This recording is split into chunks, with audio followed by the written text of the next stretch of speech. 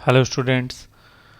तो इस वीडियो में हम लेकर आए हैं एक न्यू प्रॉब्लम। ठीक है, आप आराम से पहले इसको पढ़ो और थोड़ा सा डिफ़िकल्ट है तो आप आराम से पढ़ो, पूरा टाइम लो, ढंग से सॉल्व करो।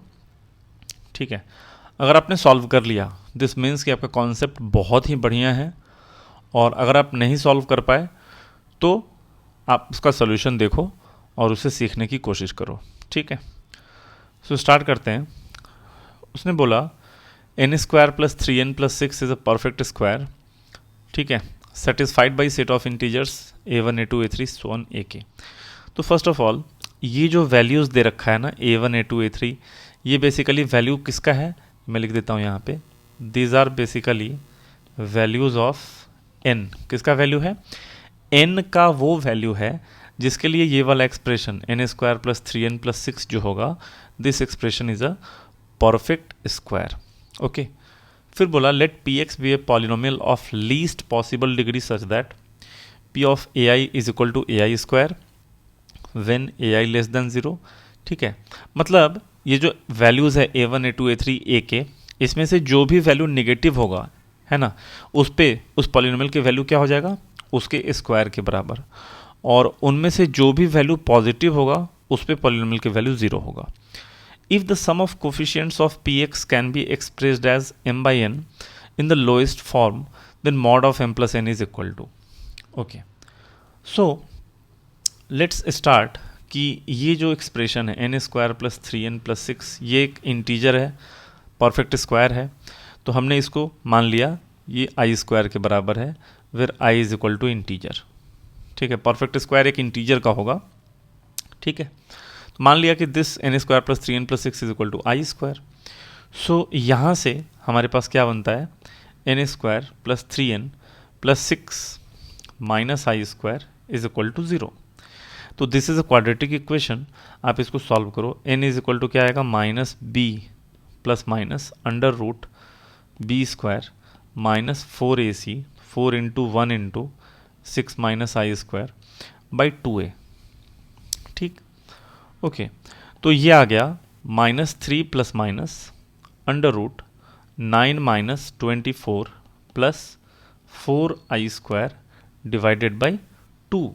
सो you are getting the value n is equal to minus three plus minus under root four i square and nine minus twenty four will be minus fifteen divided by to. अब एक चीज़ समझ लो, ये जो n है basically n actual में n is a natural number है।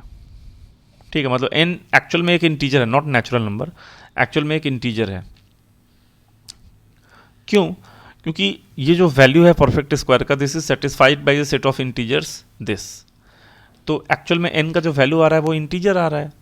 तो तुम्हें दिखना चाहिए ये चीज़ कि ये जो n इंटीजर है ये तभी आएगा जब ये जो एक्सप्रेशन है अंडर रूट के अंदर जो एक्सप्रेशन है four i square minus fifteen, इसको परफेक्ट स्क्वायर ऑफ इंटीजर होना पड़ेगा। ठीक है, परफेक्ट स्क्वायर होना पड़ेगा बेसिकली, तब जाकर के रूट के बाहर आएगा तो minus three plus minus some integer by two आएगा।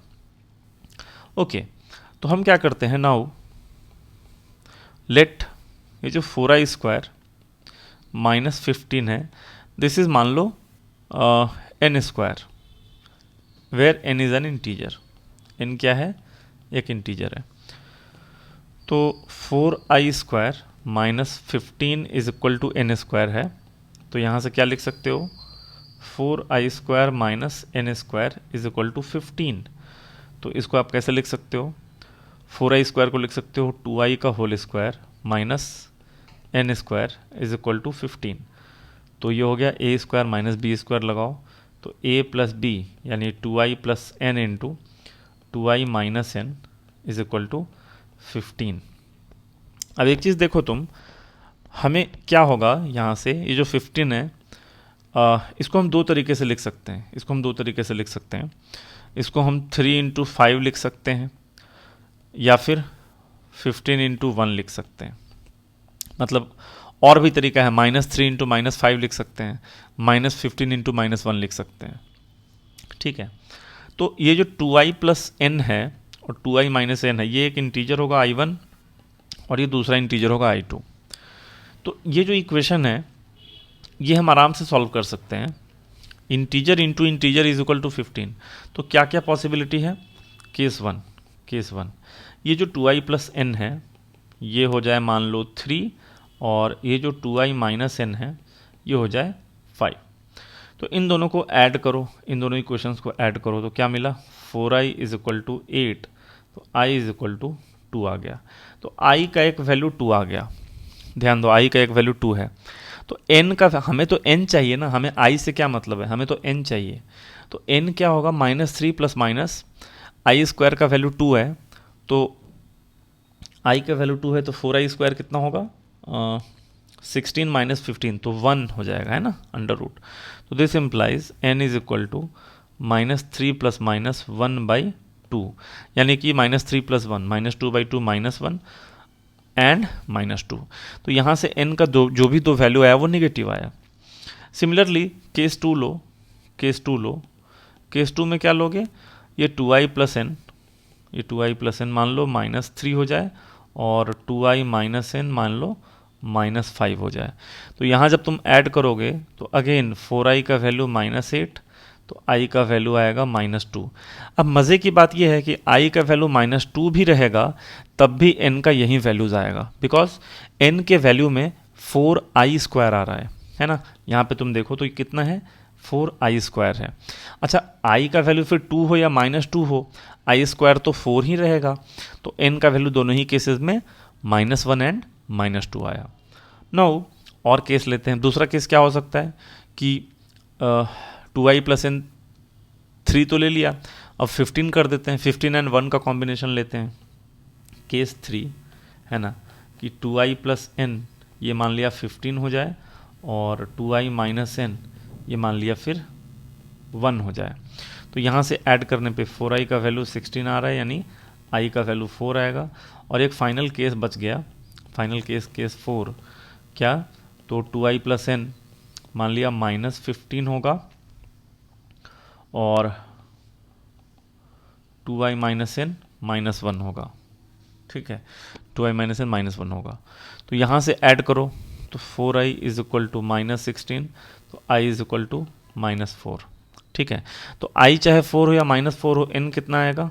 देखो, -3 plus minus root, -3 plus minus root 4i square, तो 7 आ जाएगा। 4i स्क्वायर -15 अंडर रूट 49 यानी 7 आएगा बाई 2। तो -3 प्लस 7 4/2, 2 -3 -7 -10/2 यानी -5। तो यहाँ से भी n का 2 पॉसिबल वैल्यू आया। अब और कुछ केसेस भी हो सकता है, जैसे कि 2i प्लस n मान लो अब कोई -1 रखेगा और 2i माइनस n -15 रखेगा, उल्टा कर दिया, तो उससे भी तुम देख सकते हो कोई फ़र्क नहीं पड़ेगा, उससे भी i का वैल्यू तो -4 ही आएगा, ठीक है। तो ये सब केसेस मैं इसीलिए नहीं ले रहा हूँ। कुल मिलाकर के हमारे पास n का टोटल 4 पॉसिबल वैल्यू आया। क्या क्या?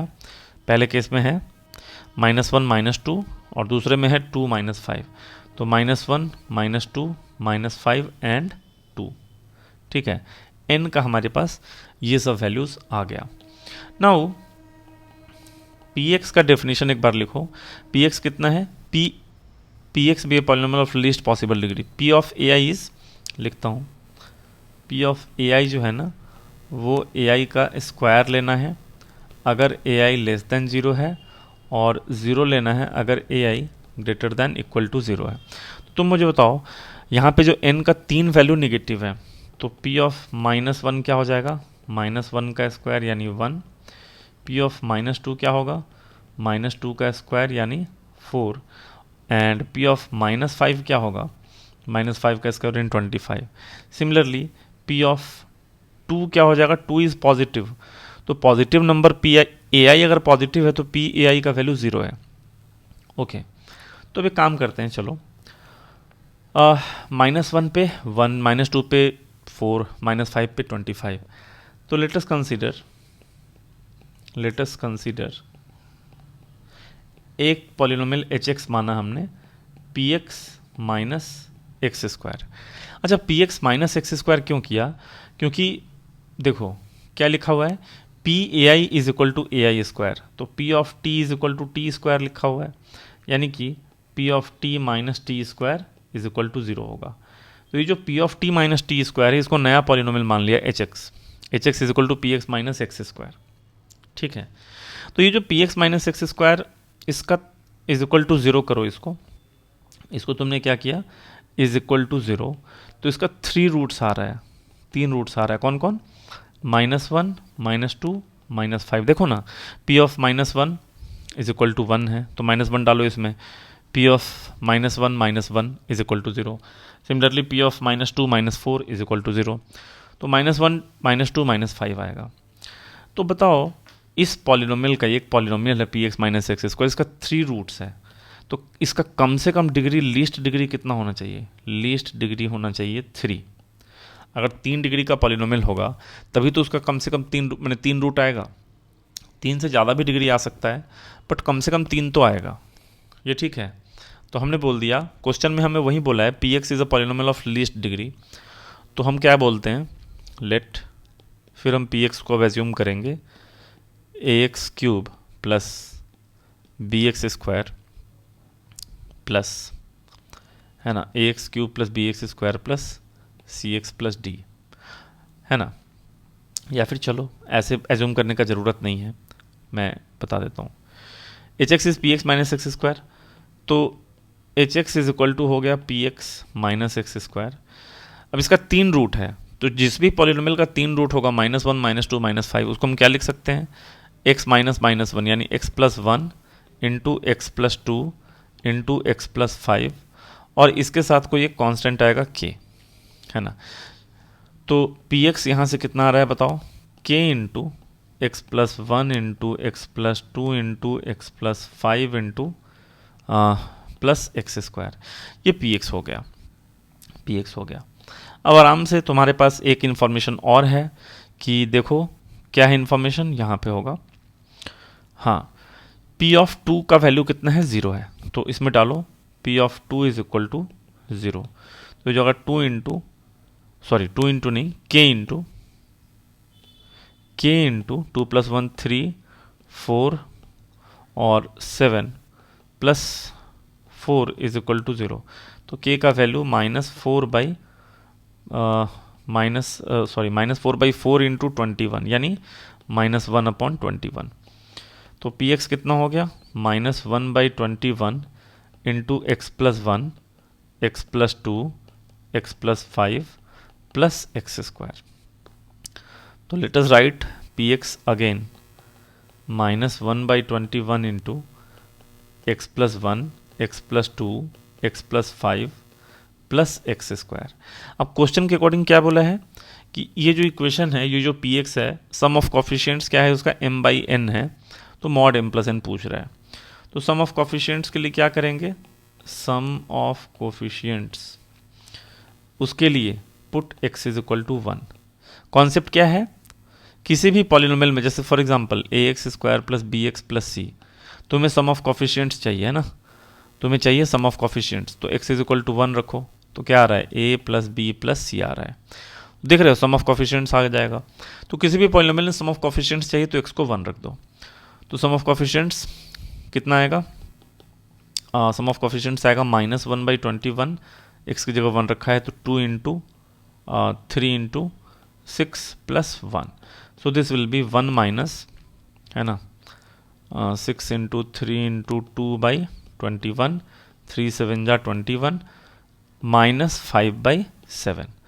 अब अकॉर्डिंग टू क्वेश्चन ये जो -5/7 है, ये m/n के बराबर है, देखो m/n के बराबर है, तो यहाँ से m आ गया -5 और n आ गया 7, तो तुम ही बताना जल्दी से, mod of m plus n क्या होगा, वो आ जाएगा 2 आ जाएगा, ठीक है। तो आई होप तुम्हें ये क्वेश्चन अच्छे से समझ में आया है। तो ये काफ़ी एक डिफ़िकल्ट टाइप का प्रॉब्लम था, जिसको कि हमने आसानी से यहाँ पे समझाया है, कोशिश किया है, ठीक है। तो अगर अच्छा लगा हो तो वीडियो को लाइक कर देना।